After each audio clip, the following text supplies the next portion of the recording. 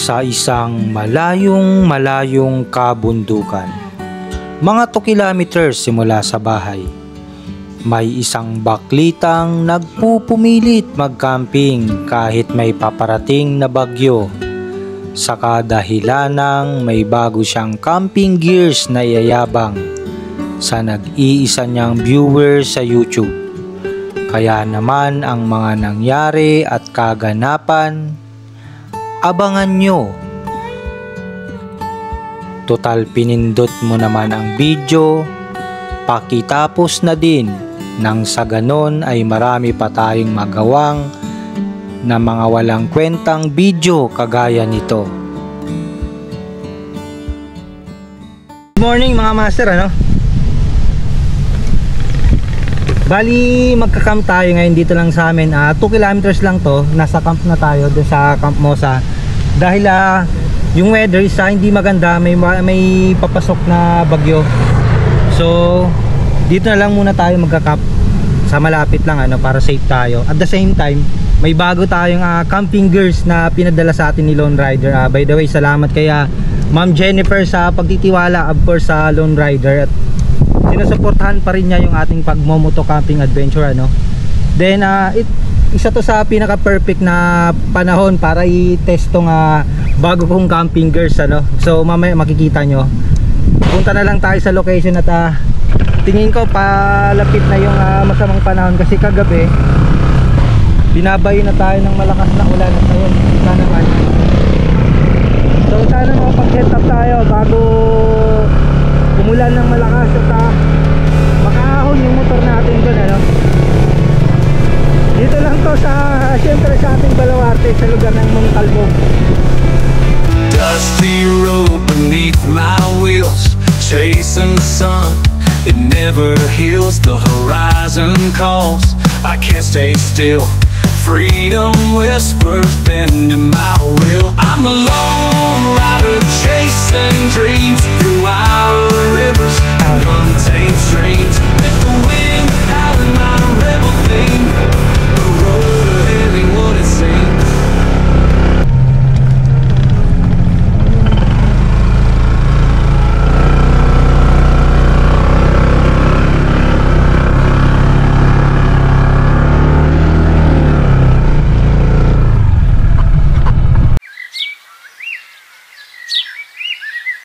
So set up na tayo at mabilisan lang ito, at bago tayo abutan ng ulan hanap tayo ng magandang spot.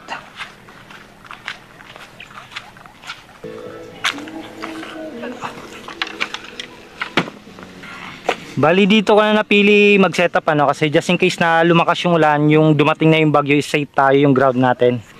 Then ito pala yung binigay sa atin na bagong padala ni Lone Rider, yung EDV tent o adventure tent. So mas maliit ito kumpara sa ating moto tent. Mas intact siya, mas magaan, 4 kilos lang. So buksan na natin at hindi ko pa to actually nabubuksan ngayon pa lang. Tingnan natin kung anong laman sa loob. Oh, black. Wow, black yung inner tent. Then ito siguro yung pole, repair kit, ground sheet.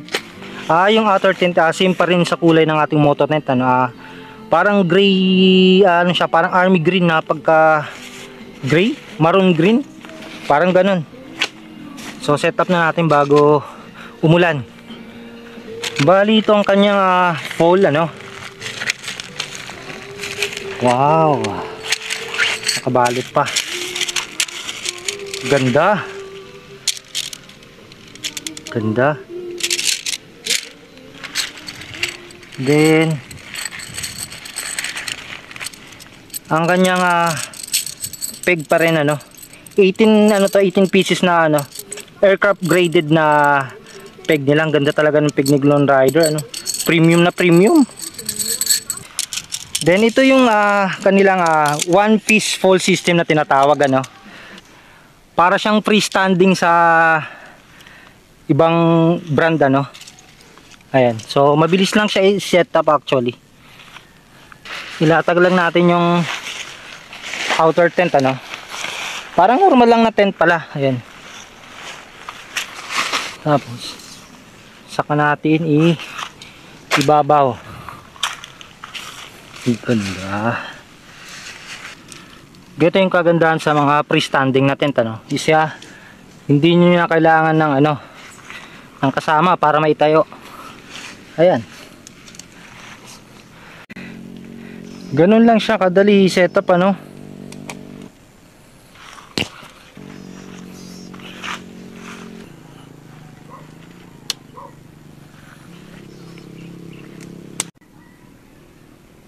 Then ito na yung kanyang kabuhang itsura, no. Ang ganda niya, kulay black siya actually. Pwede mo siyang gamitin siguro ng kahit walang tarp. Ayan, no. Just in case na hindi umulan, isa ganito lang para presko. Ganda ng pagka-black niya, black and red. Then 3-person siya. Maluwag sa loob. Kakabit lang natin ang kanyang tarp at ground sheet. So ito yung kanyang ground sheet, ano. Tingnan natin. Uy, ganda rin.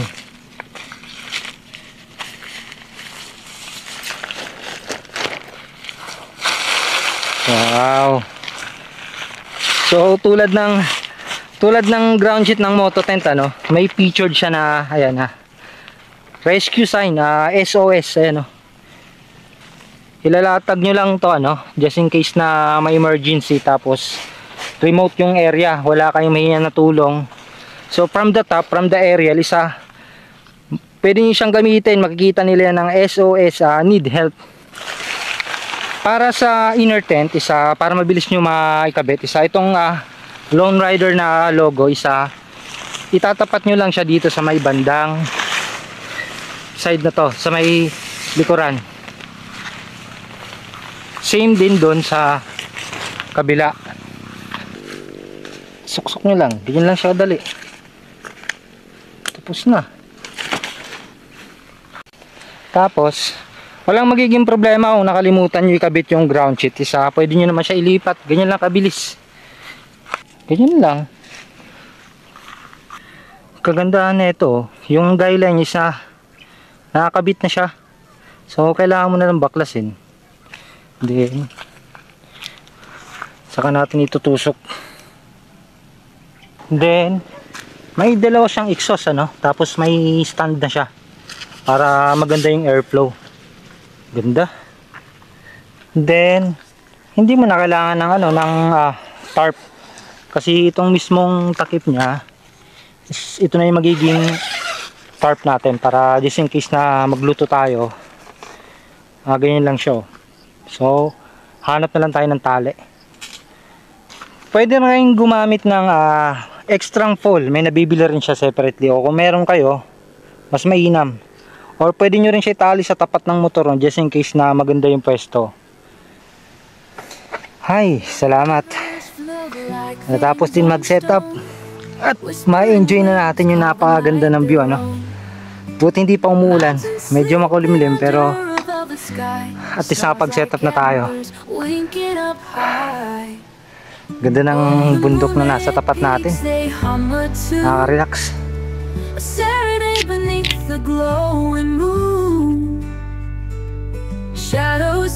Mamaya, pag maganda yung clearing, background natin dito sa city light. Tapos kinabukasan sana magkaroon tayo ng magandang sea of clouds. Sana pumabor sa atin yung panahon ngayon, ano. Kahit na may bagyo, salubong tayo sa bagyo.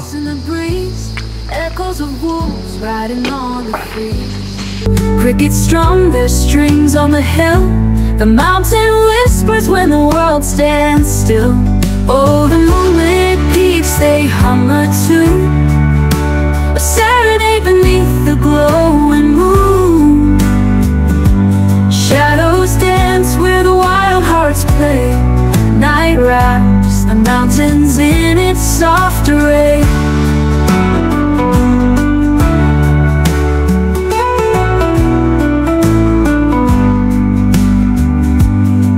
Every shadow tells a story untold. Bali hindi dapat tayo dito magkakampa, no? Inaya tayo nila Uno ng Timpa North. Kaso nga lang gawa ng bagyo isa nag-cancel tayo. Mas pinili na lang natin dito sa ano para sa safety na rin natin.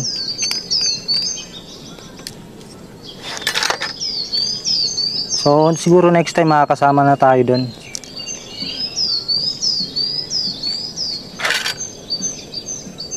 Yan na, unti-unti na nga dumidilim ang panahon. Siguro ito na yung bagyo. So buti na nakapag-setup na tayo. Asin, ang mahiwagang asin. Paprika.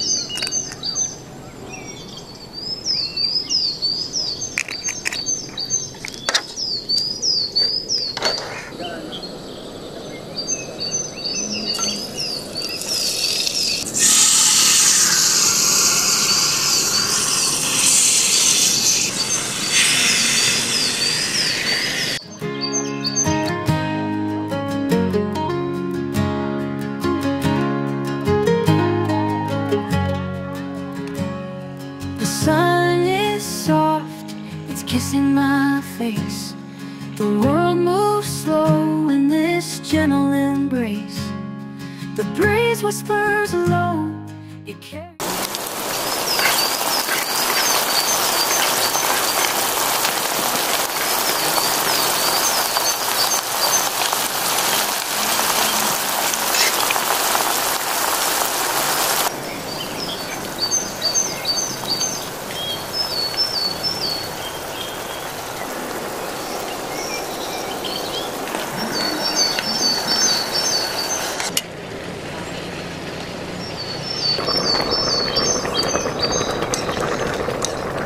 Chicken mushroom, nakachamba na naman si Akla.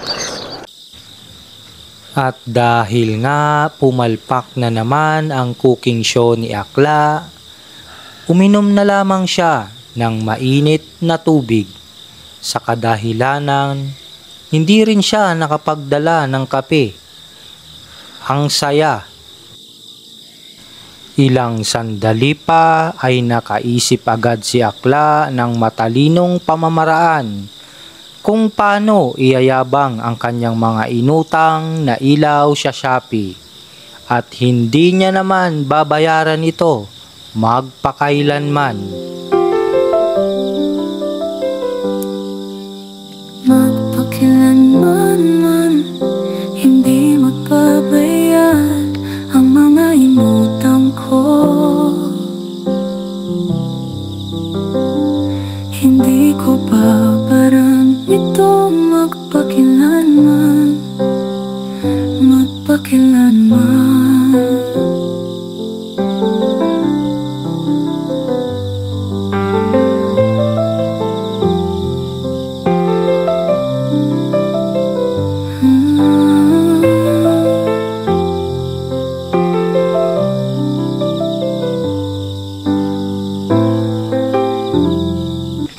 Pumabor sa atin ang panahon, ano?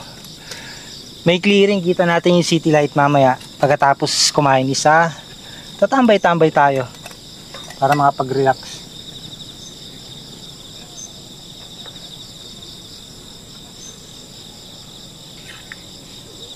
So tikman na natin ang ating pachamba.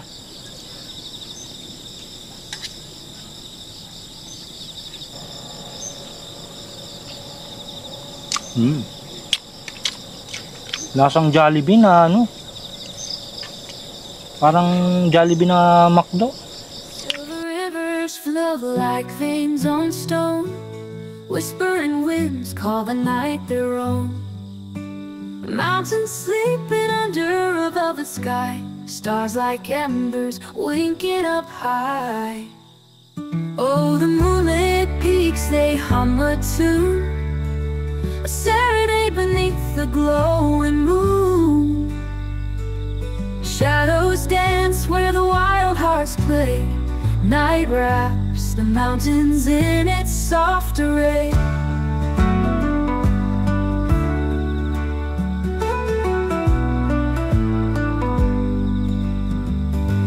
Pine trees sway like Buti na lang talaga hindi tumuloy yung ulan. At habang tayo mag chillax lang dito,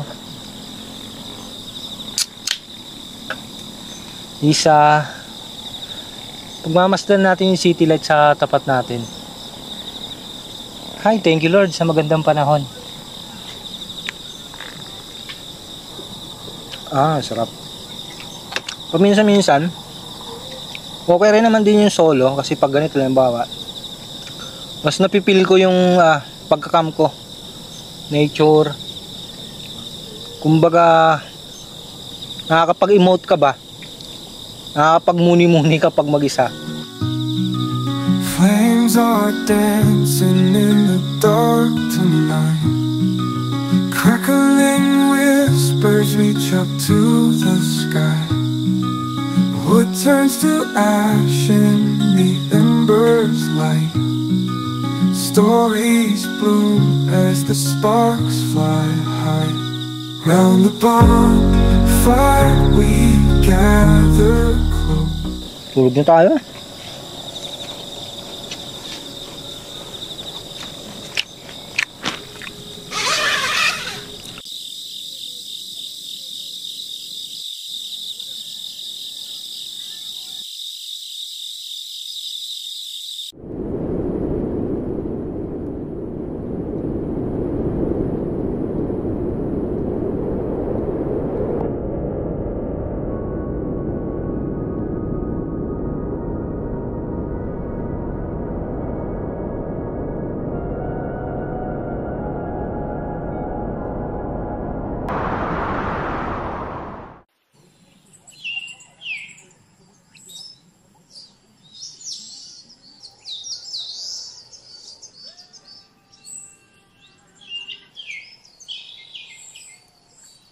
Good morning! Medyo tinanghali.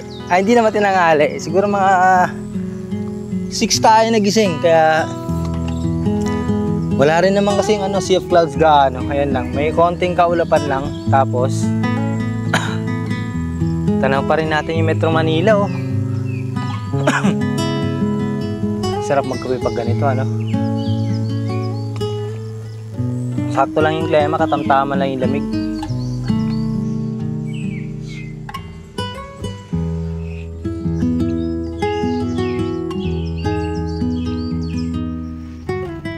So kumapal na yung pag, dapat kanina natin ito inaantay umaga, kaso nahuli lang alas 8 na. Pero ayan pag tag-ulan talaga sa Montalban ganito mafag, di na makita yung tent natin.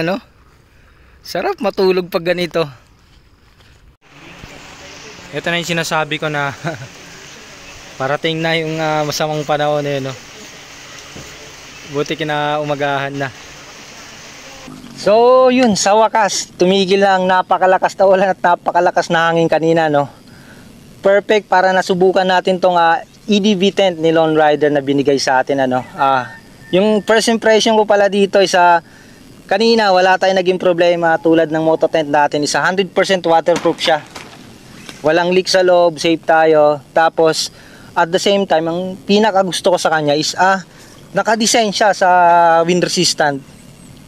Kahit nasa high ground tayo, nasa tuktok tayo ng bundok, kanina sobrang lakas ng hangin, wala tayong naging problema. Tapos ang dami niyang guideline, just in case na sobra talagang lakas ng ulan, matatali nyo siya ng maayos. Tapos ang isa pa sa pinaka gusto ko, dalawa yung pintuan niya, sa harap tsaka sa likod, entry and exit point na napakalaki, hindi kayo mahihirapan. Tapos storage to, helmet, saddle bag is pwede nyo siyang itago dito sa loob. Tapos ang pinakagusto ko dalawa yung exhaust niya dito tsaka sa likod, presko sa loob. Then kulay is napakaganda as usual, Lone Rider yan So yun lang naman for now. Siguro gagamitin pa natin to ng mas mahabang panahon sa iba't ibang adventure natin para magawan ko ng video, tapos masabi ko sa inyo kung ano yung naging problema o kung magkakaroon man or kung ano pa yung dapat ni-improve dito sa EDV tent ni Lone Rider.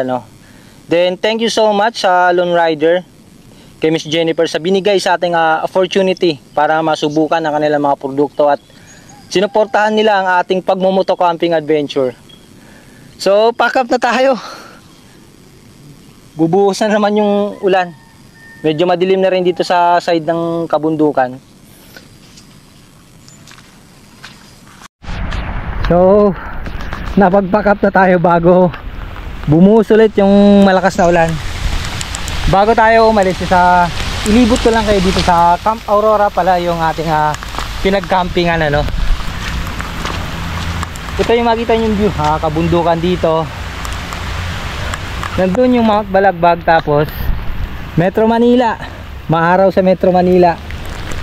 Then ang overnight stay dito pala is 150 overnight na yun, moto camping. Hindi sila magpit sa oras actually. Hindi naman dito hindi naman ganun ka dito sa lugar namin ng Montalban. Mas importante magbayad ka lang kung magkano yung rate. Then ito yung pinaka peak, dito ako dati nag-camp, kaso ngayon medyo established na, marami nang nagka-camp. May mga table, tapos pwede kayo masilungan. Dito meron din, ayan. Tapos matatanaw mo na yung Metro Manila, city light sa gabi. Tapos hinihingal tayo. Then may coffee shop na kung saan pwede kayong magpaluto, kape, pancit canton, burger. So far yun pala yung tinitinda nila. Tapos pwede kayong mag bonfire dito. Tapos overlooking na, hingal. Pwede kayo rito magpa-picture.